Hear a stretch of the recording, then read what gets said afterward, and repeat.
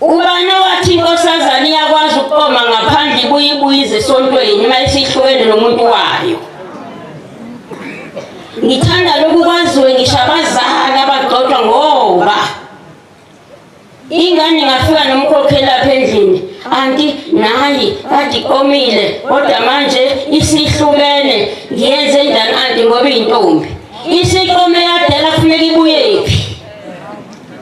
ayibuyi intombi ayihambe nomphela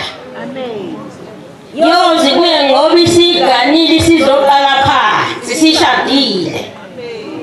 asikwazi thina lokho ngiphinde futhi emakhosazana ngifuna ukunizwa ukuthi niyangizwa yini ubani wathi inkosazana mayigana ifashwa ilo muntu esamqomile umqoma ngibize ngomqomo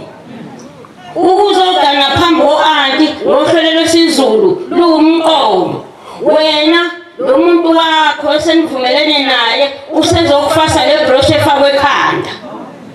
kahle kahle amahlona wekho umzali wakho uzothi wena iyani le nqale moyifaka ekhanda mawufika nje ekhaya unabazali uzothi umzali ayibo uselotshole phiko